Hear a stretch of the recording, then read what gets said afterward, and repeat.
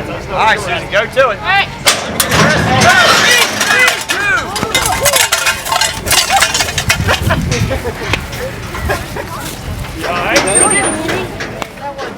I started photographing mainly to prove that I was going to the rodeos. I originally just started going to them both as someone who attended and also started riding bulls myself and wasn't photographing initially.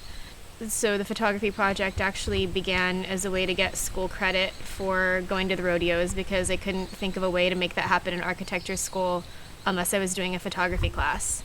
So that's kind of how it started. But now that I'm actually making the work, I just go wherever I'm going. I always bring my camera with me, and if I feel like shooting or see something that I want to photograph or see an action that I want to photograph, I do.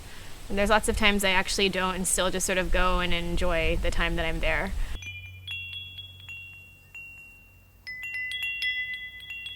I feel like it's not unusual, and of course, you know, if I'm photographing in an area, I always make sure that people are comfortable with it. I always try to be upfront and tell people that if they don't want to be photographed, that I'm more than happy to try to not have them in the frame or just not do it, and then really try to maintain a respect for safety. Like if something's going on that seems really intense, or, you know, if somebody gets hurt, I just back away and I don't need to get every single shot ever.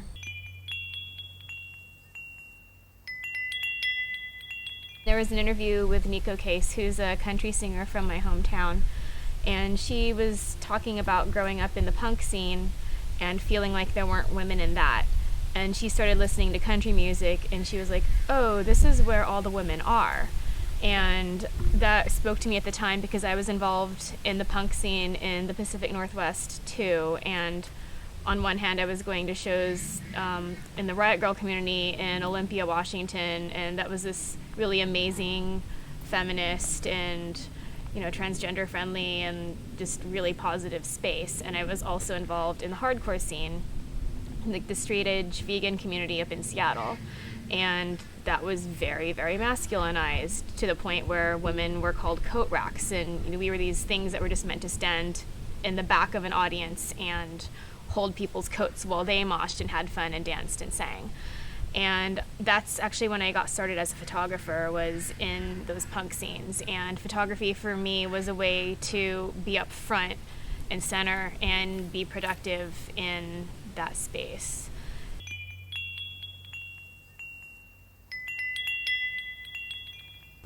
I started making this project at least because I was looking for photographs like this and just couldn't find any. I found photographs by artists of the American West, very rarely on the East Coast.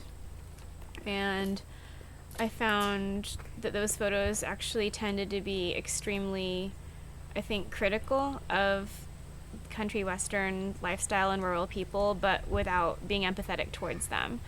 And that didn't feel quite right to me. And then on the other hand, I found photographs of rodeo and country life, but they were sort of almost overly bombastic and aggressively defensive and propagandistic. And so there wasn't something that had this balance of both empathy but also critique. And so I thought, well, I should start making that work because I wanted to see it. This is really the first opportunity I've had to focus on my photographic practice, where I've also had access to equipment and funding, and also to have the feedback from the staff and members at CPW has been really good. I had the opportunity to present my work to the community, which is something that I haven't really been able to do before, and that was extremely useful in helping me think about what I was going to say about what I've been making.